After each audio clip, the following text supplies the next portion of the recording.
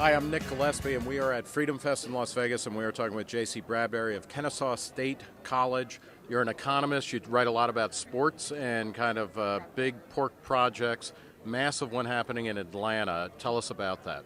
Well, just recently, the city of Atlanta, after the state passed, decided it was going to give significant subsidies for the new Atlanta Falcons stadium. The stadium's going to be $1 to $1.2 billion, and the city's... Wait. That's what they say now. By the time it's finished, it'll be a little bit more, right? Exactly, and that's one of the things we often find about these stadiums. They always underestimate the cost and overstate the benefits, and it always takes longer than they say. Now, the way this works, and we see this at every level of sports in every part of the country, somebody will say, look, this is a major boon to the local economy. It's going to create jobs. Money's going to be falling out of the sky. That is never true.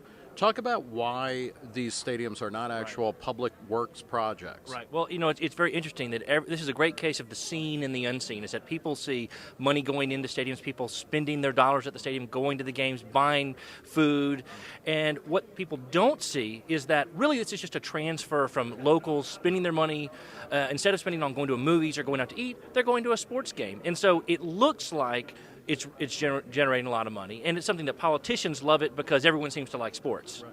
Well, and then it's also that taxpayers, sometimes not even in the area that the stadium is in, are on the hook for this, so you can actually spread the cost of building the stadium to other people. Right, especially when you have state governments that are funding for a city. Why does this keep happening? Everywhere we turn, there's a new publicly financed stadium or relocation deal or something going on. Why do we keep getting suckered by this? Part of the reason is that it's this rational ignorance here. People like sports, and when a politician is trying to do this, what are politicians like? Most of the time you're looking at upper income educated males, huge sports fans. So if I'm looking into this, unlike a library or a park, some other public project, I'm pretty much guaranteed season tickets for life if I help an owner get a stadium. So there's definitely some individual benefits to legislators, city councilmen, and so I think that's part of the reason why it's so popular. And you can make a name for yourself, and because of the concentrated benefits to owners and the dispersed costs, you're talking about something like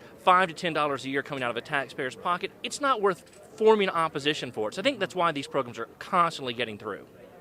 Talk a little bit in our final minute here. What do you do with the argument, and I hear this a lot, especially in second, third, fourth tier cities where, in order to be a world-class city, we need to pay a lot of money out of our pocket that we're already broke, but we need to bust the budget in order to bring a minor league baseball team or a major league baseball team or update the stadium. How do is there any way to combat that? Well, I think my main argument is that you need to force politicians to be honest. Please don't take my money and tell me you're doing something good for me. Just point out, hey, this is bad. And I think that you do see politicians actually come out and say, you know what, this is a good focal point for our community. And as much as I don't like funding public stadiums, there's no doubt that the New Orleans Saints were a positive impact on the Katrina community.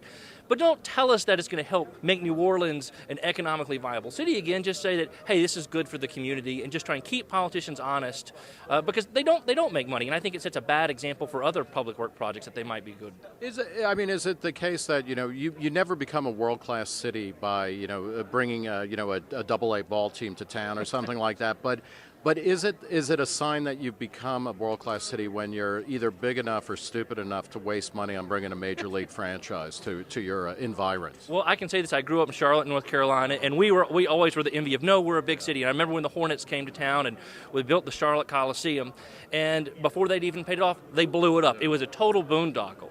But definitely they were playing into the insecurity of Charlotteans of saying, oh, we're a big city. And so that's what politicians are constantly playing to. But something like a minor league baseball team, I mean, really, you're not a big-time city when you have minor league baseball. And I say this as a huge sport fan who loves going to these games, but let's just be honest about what we're actually building. Well, J.C. Bradbury, I want to thank you very much for talking to Reason TV at Freedom Fest. We were talking about sports and economics and why taxpayers seem to be on the hook so many times for big sports stadiums and whatnot. For Reason TV, I'm Nick Gillespie.